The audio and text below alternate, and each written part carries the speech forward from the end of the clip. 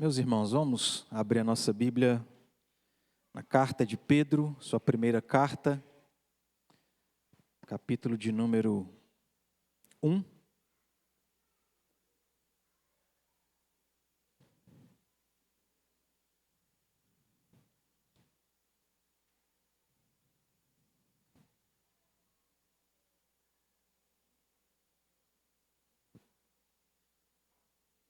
Primeira Pedro, capítulo 1.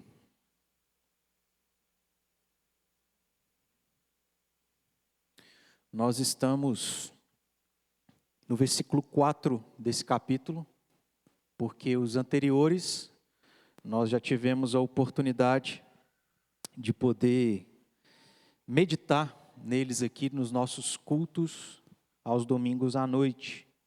Nós temos como propósito fazer uma série de exposições na primeira carta de Pedro. E se Deus nos permitir, faremos isso também na sua segunda carta, porque vamos relembrar isso, mas porque essas duas cartas, de certo modo, têm relação com aquilo que a gente tem proposto trabalhar ao longo de todo esse ano, que é o tema do nosso ano, que os irmãos podem ver aí do banco, né? Nesse banner que está aqui à frente. Então, volte seus olhos para a palavra de Deus. Nós vamos ler apenas o versículo de número 4. E eu quero convidar todos nós, a igreja, cada um, para que, se você puder, façamos a leitura juntos desse versículo. 1 Pedro, capítulo 1, versículo 4. Vamos lá? Para uma herança incorruptível, sem mácula, imarcessível, reservada nos céus para vós outros. Irmãos, a carta que Pedro escreve é uma carta que ele escreve num contexto específico daquilo que esses crentes estavam vivendo. Esses crentes, como tantos outros, ao longo da história do povo de Deus, da história da igreja primitiva, e que chegou até os nossos dias, e que de certo modo tem sido assim conosco, mas num certo sentido tem ainda sido mais semelhante com outros que estão em outros países, é que esses crentes aqui estavam sendo perseguidos por causa do Evangelho, por causa de Cristo, por serem cristãos. E ao serem perseguidos, obviamente, esses crentes se viram em várias dificuldades, tendo que abandonar tudo, não somente sendo perseguidos, mas tendo dificuldade financeira, material e tantas outras coisas. E vivendo tudo isso, o que é natural, porque é o que infelizmente também acontece conosco como seres humanos, é que esses crentes, vivendo tudo isso, acabaram se esquecendo de coisas essenciais, importantes e fundamentais no que diz respeito ao que eles eram e ao que eles deveriam viver. Por causa dos grandes problemas, das grandes dificuldades, por causa da perseguição, muitos desses crentes estavam se esquecendo, deixando de viver como cristãos. Porque eles, como nós, afrouxamos as nossas mãos, percebemos que nós somos frágeis, que nós não somos tudo aquilo que a gente aparenta ou gosta de dizer que somos. Não, quando a coisa aperta, a gente acaba ou tende a se enfraquecer, a afrouxar as mãos, a não querer pagar o preço por aquilo que significa ser cristão. E aí, nesse contexto, Pedro então escreve essa carta para que ele pudesse justamente fazer aquilo que esses crentes haviam se esquecido e estavam deixando de fazer. Eles haviam se esquecido e deixando de viver a vida cristã. Pedro, de uma maneira geral, tem como propósito lembrar esses crentes a respeito do que é a vida cristã, ou do que era a vida cristã, e como eles deveriam vivê-la. É por isso que nós estamos aqui meditando na carta de Pedro, a sua primeira carta, porque o nosso tema é sobre isso. É sobre crescer no conhecimento sobre a vida cristã, ou a igreja e a vida cristã. Nós também, irmãos, precisamos aprender, lembrar, viver aquilo que de fato é a vida cristã. A gente precisa ou aprender ou relembrar o que significa ser cristão. Porque, como eu disse, a tendência é que, assim como esses crentes, diante das dificuldades, a gente afrouxe as mãos e se esqueça do que é o cristianismo e como deve ser a nossa vida cristã. E aí, Pedro, tendo esse propósito, nós vimos aqui no versículo 1, ele vai dizer para esses crentes o que eles deveriam lembrar e saber do que era ser cristão. E a primeira coisa que ele fala no versículo 1 é que eles deveriam se lembrar e saber que, como cristãos, eles eram forasteiros. Depois, no versículo, tanto o versículo 1 quanto o versículo 2, mais especificamente o versículo 2, Pedro vai falar uma segunda coisa que eles deveriam considerar, saber, se lembrar a respeito do que era o cristianismo, do que é a vida cristã. Que o cristão não é apenas um forasteiro, mas ele também é um eleito, um escolhido. E aí, na última oportunidade que nós tivemos de meditar aqui em 1 Pedro, no versículo 3, Pedro apresenta uma terceira verdade a respeito do que esses crentes deveriam lembrar, saber do que eles eram como cristãos. Não apenas forasteiros, eleitos, mas ele no versículo 3 vai dizer: vocês são ou foram regenerados. Regenerados para uma viva esperança. A gente explicou um pouco a respeito do que significa essa palavra regenerados. E nós vamos falar daqui a pouquinho. Porque o versículo 4 tem conexão com o versículo 3. O versículo 3, Pedro diz, ou disse a esses crentes: vocês devem saber, devem se lembrar que vocês, como cristãos, também são aqueles que são ou foram regenerados para uma viva esperança. Mas ele vai continuar. E aí no versículo 4, que foi o versículo que nós lemos juntos, Pedro vai dizer que esses crentes não apenas eram regenerados, ou seja, não apenas só haviam recebido uma nova vida, uma vida espiritual para uma viva esperança. Mas no versículo 4 ele continua dizendo: vocês também foram regenerados, não só, ou vocês não receberam uma nova vida, uma vida espiritual para uma viva esperança, mas vocês também receberam uma nova vida, uma vida espiritual para uma outra coisa. No versículo 4, ele então diz que aqueles crentes foram regenerados, receberam nova vida, uma vida espiritual para, vamos juntos mais uma vez, para uma herança incorruptível, sem mácula, imarcessível, reservada nos céus para vós outros. Pedro estava dizendo para esses crentes perseguidos, atribulados, que estavam sofrendo: vocês receberam uma nova vida, uma vida espiritual.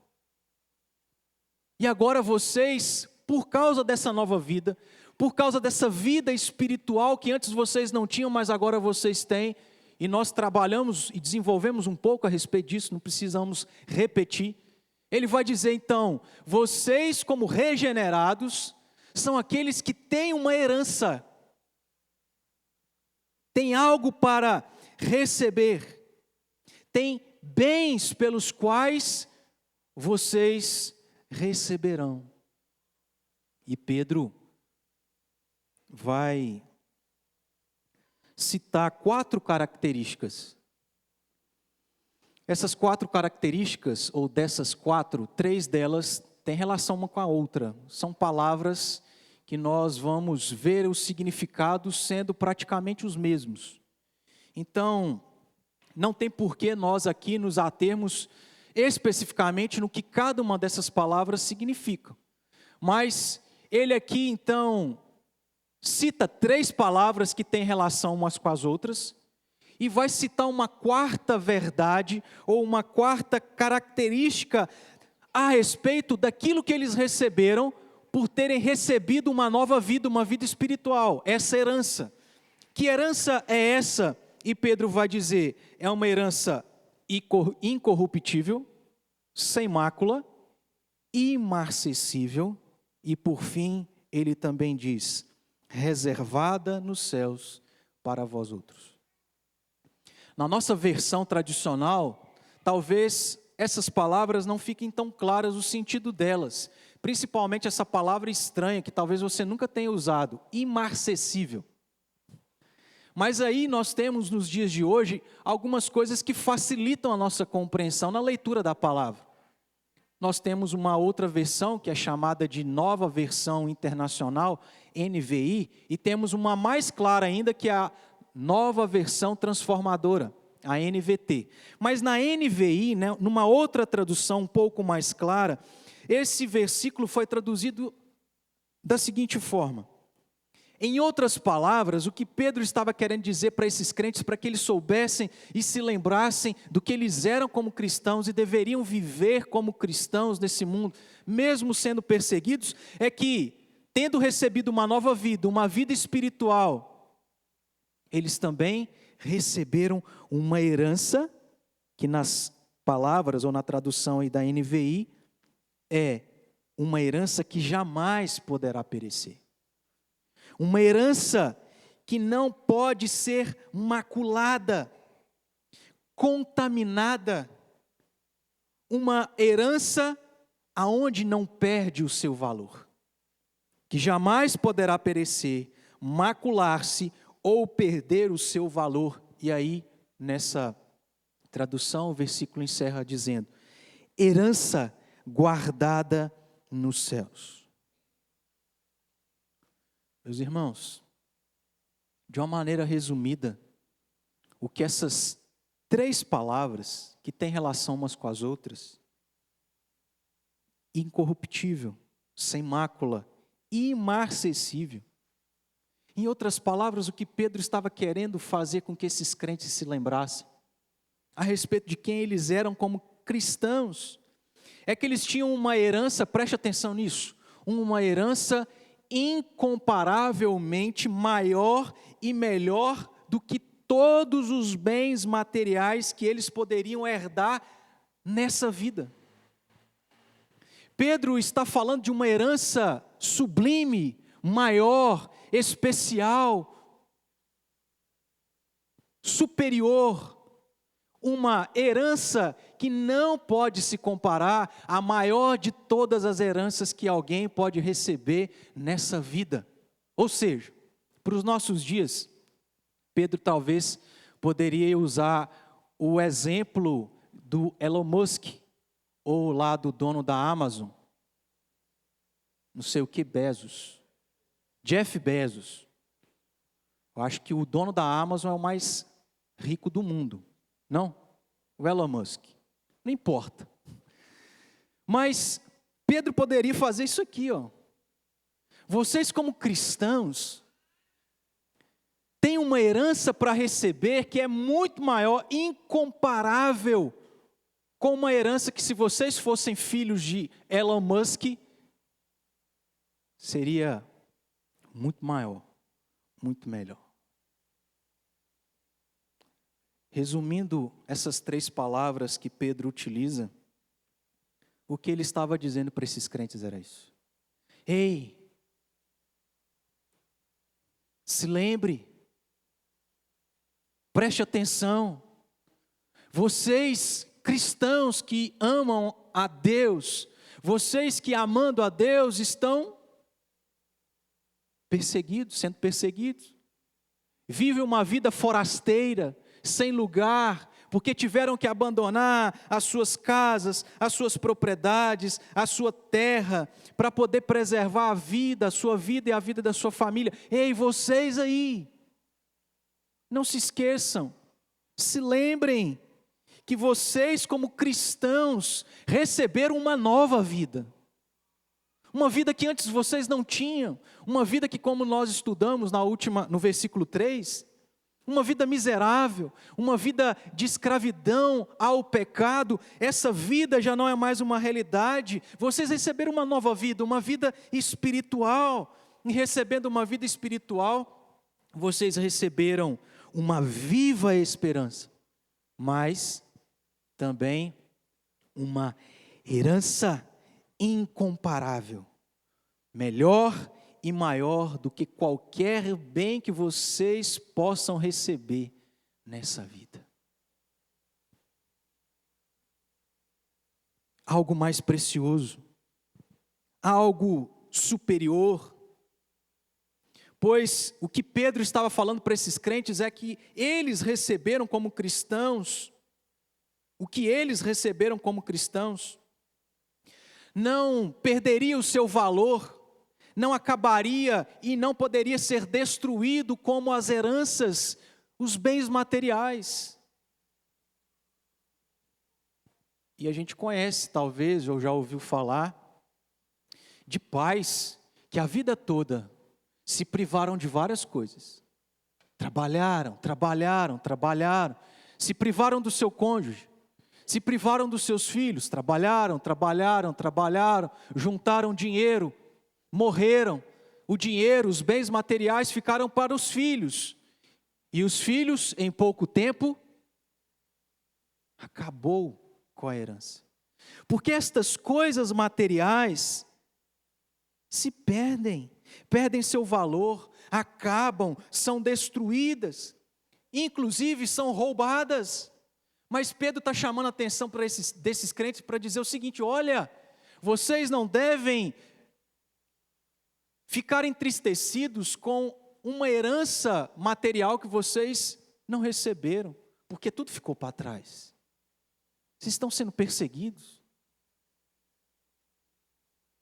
Vocês devem se atentar, como cristãos que receberam uma nova vida, uma vida espiritual. Vocês receberam uma herança incomparavelmente melhor do que essas coisas. Uma herança que não pode ser destruída.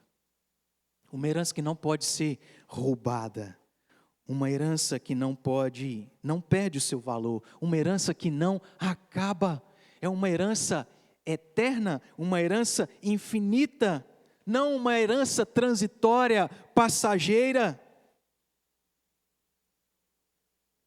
É por isso que Pedro aí no final do versículo 4 diz, além dele especificar que a característica dessa herança é incorruptível, sem mácula e imarcessível, ele encerra dizendo, reservada, guardada nos céus para vós outros, protegida. Herança essa que o diabo não pode tirar. Herança isso que ninguém pode tomar. Herança essa que ninguém pode destruir. Ninguém, absolutamente ninguém pode roubar. Não pode ser perdida. E sabe por quê, meus irmãos? Porque é Cristo Jesus quem as alcançou. É Cristo Jesus quem fez o que tinha que ser feito para receber todas as coisas do Pai, e fazendo em nosso lugar, nos representando. O apóstolo Paulo vai dizer que nós, como cristãos, em outras palavras, daquilo que Pedro aqui acabou de dizer, em outras palavras, Pedro vai dizer para outro grupo de crentes que o cristão, sendo quem é co-herdeiro juntamente com Cristo Jesus. É Cristo quem alcança, é Cristo quem conquista, é Cristo quem dá. Portanto, pertencendo a Cristo Jesus, ninguém pode tirar, ninguém pode tomar, ninguém pode roubar. Jesus Cristo não é alguém qualquer. Esses crentes deveriam se lembrar. Vocês aí, que estão vivendo o que estão vivendo, vocês que estão olhando pessoas ao seu redor, que têm uma vida tão boa, tão farta, tão fácil, não se esqueça. Vocês receberam, vocês têm uma herança incomparável, superior, sublime, muito maior do que as heranças que eu e você, do que as pessoas podem receber nessa vida, que, como nós vimos, paz. É uma herança conquistada e dada por Cristo Jesus.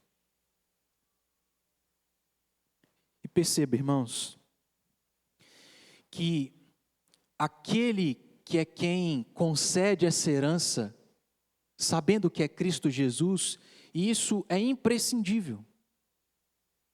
Porque centenas e milhares de anos atrás, Deus havia feito uma promessa a Abraão de que daria a Abraão uma herança, uma terra chamada Canaã. E Deus disse isso a Abraão centenas de anos atrás, milhares de anos atrás, o tempo passou, e Deus cumpriu a sua promessa. Deus concedeu aquilo que Ele prometeu, a sua herança. O povo entrou na terra prometida, o povo viveu milhares de anos lá. Não sei se foram milhares, mas talvez centenas de anos. Eles já não mais viviam naquele lugar como antes. Agora estavam sendo escravizados. E Cristo veio. E a promessa se cumpre. Anos se passam e a promessa se cumpriu em Abraão, no povo de Israel, mas principalmente em Cristo Jesus. É por isso que Pedro está dizendo o seguinte: crentes, se lembrem do que significa ser cristão. Ser cristão significa que vocês receberam uma herança. Uma herança da parte de Cristo Jesus, incomparável, e que ninguém pode roubar, guardada, reservada nos céus para vocês. Portanto, irmãos, esses crentes que Pedro escreve deveriam lembrar disso, de que tinha uma herança do próprio Cristo que era certa. Eles deveriam considerar que tinham uma herança maior e melhor do que os bens materiais que eles perderam por amor a Cristo Jesus. Se lembre, esses crentes, porque eram cristãos, foram perseguidos, e porque foram perseguidos, perderam tudo. Perderam a sua casa, os seus bens, as suas propriedades. E aí, eles deveriam considerar que tinham uma herança maior, melhor, do que esses bens que eles perderam. Eles deveriam considerar que tinham uma herança maior do que aquilo que eles perderam e, consequentemente, não tinham mais por causa dessa perseguição. Veja que Deus é um psicólogo, meus irmãos. Crentes desanimados, abatidos, entristecidos, preocupados, ansiosos, como é que nós vamos sobreviver? Quão desaventurado nós somos, porque ainda sendo cristãos, olha a dificuldade que nós vivemos, e o ímpio vivendo do bom e do melhor. E aí Deus, como um psicólogo, o psicólogo, usando Pedro, vai fazer com que esses crentes tirem o foco destas coisas terrenas, passageiras, que perecem e se perdem, para voltarem o seu foco para as coisas que são eternas, não acabam, não se perdem e não podem ser destruídas. Esses crentes estavam abatidos. Só nós que não temos. Só nós que estamos sendo perseguidos. Só nós que estamos vivendo dificuldade. Mas Pedro, Deus através de Pedro, vai fazer com que esses crentes mudem o foco e se lembrem que eles deveriam se alegrar por saberem que em Cristo Jesus tinham como herança riquezas espirituais e eternas incomparáveis. É isso que Pedro queria falar a esses crentes. Mas, irmãos, a palavra de Deus continua tendo relevância para os nossos dias, para as nossas vidas, no contexto que nós estamos vivendo. Onde Deus quer falar ao nosso coração e ministrar ao nosso coração também. Aonde nós, como cristãos, estamos nos esquecendo do que é ser cristão, do que significa ser cristão, do que significa a vida cristã. E aprendemos lá no versículo 1 que ser cristão significa ser forasteiro, e nós muitas vezes seremos forasteiros porque seremos perseguidos, porque vivemos em um mundo caído que odeia Deus, Cristo, a igreja, o povo de Deus, a igreja de Cristo, os cristãos. E nós vamos sofrer. A gente não pode se abater por isso, porque a gente deve saber o que é ser cristão, o que significa. E não só significa ser forasteiro, mas como estamos aprendendo, significa que nós, como cristãos, fomos regenerados. Recebemos uma nova vida, uma vida espiritual. E em consequência a isso, uma herança. Não uma herança que a gente está esperando receber do nosso pai ou da nossa mãe. Não bens materiais que perecem, perdem o seu valor, mas algo muito melhor. Algo incomparável. E o problema é que a gente se esquece. O problema é que nós não temos aprendido e crescido no conhecimento sobre o que é a vida cristã. Vez por outra, irmãos, nós estamos focando os nossos olhos e a nossa vida nas coisas dessa vida. E a gente se abate, e a gente se entristece. Eu sou crente, mas não sou rico. Eu sou crente, mas tem problema. O meu vizinho ímpio não tem problema. Vai para tudo quanto é praia. Vai para tudo quanto é lugar. E eu aqui. O problema é que nós não somos diferentes desses crentes de tantos anos atrás. Muitas vezes, como cristãos, nós pensamos o contrário daquilo que o apóstolo Paulo disse. Nós, como cristãos, muitas das vezes, vivendo dificuldades, perseguições, etc, etc, etc, achamos que nós somos os mais infelizes dessa terra. Nós nos esquecemos daquilo que Paulo disse: se Cristo ressuscitou, nós somos os mais felizes dessa terra. Nós, por vivermos dificuldades, ainda que como crentes, achamos que nós somos os mais desaventurados da face da terra. E aí Deus vai dizer: não, você tem Cristo. Cristo morreu por você. Ele te deu nova vida, vida espiritual. Pelo contrário, você tem motivo de bem dizer a Deus. E veja, meus irmãos, no versículo de número 3, Pedro já havia iniciado dizendo: bendito o Deus e Pai de nosso Senhor Jesus Cristo, porque fomos regenerados para uma viva esperança. Bendito seja o Deus e Pai de nosso Senhor Jesus Cristo, porque também fomos regenerados para uma herança incorruptível.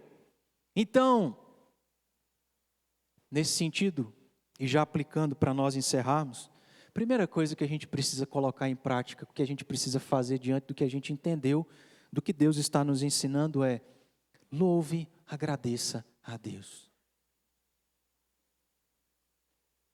Porque ainda que a gente não receba uma herança de trilhões de dólares,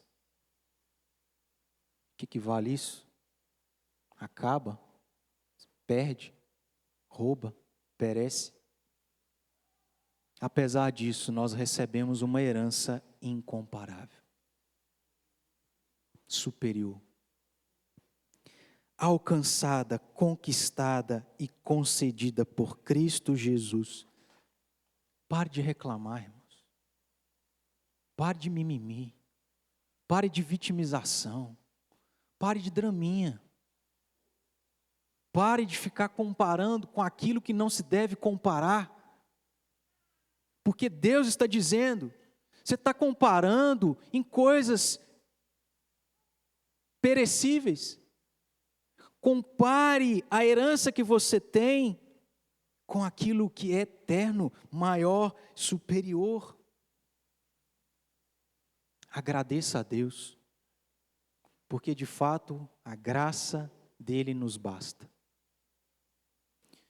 Mas em segundo lugar, e uma coisa está relacionada à outra, a gente precisa parar de focar a nossa vida, meus irmãos, nas coisas dessa terra. Hoje aqui pela manhã nós falamos sobre isso na quarta bem-aventurança. Bem-aventurados os que têm sede e fome de justiça, porque serão fartos. A gente considerou justamente isso, que por um lado, e a gente está criando esse ministério, que é o Ministério de Mídia, que inclusive está aí a toda força, porque Deus nos dá meios como o Instagram, as redes sociais, e que devem ser usados para o reino de Deus. Mas, ao mesmo tempo, isso é uma praga, porque apresenta uma vida que não é a realidade de ninguém, de uma vida onde a gente, como cristão, é inclinado a querer viver isso aí, só praia, água de coco, picolé, avião, e não é isso. Isso aí é no máximo, né? No máximo que uma vez por ano, e ó, sofrido. A gente está se esquecendo do que significa ser cristão. Ser cristão significa que o nosso foco tem que ser nas coisas espirituais. Não naquilo que a gente não tem. A gente despreza o que tem e preza por aquilo que não tem. Ah, eu queria isso, queria aquilo. Nós devemos focar nas coisas espirituais e não naquilo que nós somos privados. Não nos lamentar, nos enfiar numa cama e num travesseiro e ali ficar prostrado, porque todo mundo faz isso, todo mundo tem aquilo e você como cristão não tem, não vive. A gente precisa focar na nossa herança espiritual em Cristo Jesus, porque quando entendermos e lembrarmos que em Cristo nós temos uma herança superior às coisas dessa terra, preste atenção aqui. Se a gente tiver essa mentalidade, ao entender, ao aprender que cristianismo é ter uma herança superior, quando, meus irmãos, nós perdemos as coisas desta vida, sabe o que vai acontecer? Nós não vamos desesperar. Porque a nossa vida, como Jesus já havia dito, não consiste na abundância dos bens que você possui. Isso passa, acaba, perde o valor. As pessoas roubam. Quando a gente entender e aprender isso, o que a gente perder, a gente vai sentir. Mas é isso aí, vida que segue. Agora, quando a gente não entende isso, aí o desespero toma conta do nosso coração. O que eu vou fazer? Será que vale a pena ser cristão? Será que vale a pena manter os princípios bíblicos, correndo o risco de ser preso, processado, perseguido, morto? Será que vale a pena ser cristão, mas me privar de coisas que o mundo oferece? Se porventura, irmãos, nós estamos focando estas coisas, a gente precisa se arrepender, corrigir, mudar a nossa vida. Deus já te deu algo superior e incomparável a qualquer coisa que alguém possa te dar e te oferecer. Amém? Mas em terceiro e último lugar, não menos importante, a gente precisa ter Jesus Cristo na nossa vida. Porque ter significa, ou nós temos Cristo Jesus quando nós cremos nele. Quando nós entendemos que a herança maior e melhor que nós podemos ter, é Ele quem nos dá, é Ele quem nos concede. E caso contrário, se nós não estamos entendendo isso, não temos Cristo Jesus como aquele que nos dá uma herança incomparável e superior, nós vamos nos desesperar, nós vamos nos frustrar, nós vamos ser decepcionados, porque o que a realidade da vida é que o dinheiro acaba, o dinheiro se perde, o dinheiro é roubado, as coisas materiais, os bens materiais, a mesma coisa. Nós vamos achar que temos tudo, mas na verdade isso rapidamente vai se perder. É exatamente aquilo que a parábola do filho pródigo fala. Ele queria a herança para gastar ao seu bel prazer, e aquilo rapidamente acabou. E ele se viu em um grande vazio. Então, se queremos ter uma herança real e verdadeira, a gente precisa de Cristo Jesus, porque é só Ele que nos garante algo maior, especial e eterno e para a vida toda. Feche seus olhos. Diante disso, fale com Deus. Agradeça a Deus.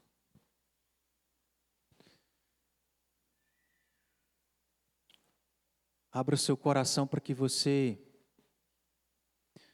possa reconhecer diante de Deus que você tem feito da sua vida o objetivo principal, as coisas desse lugar, as coisas dessa terra.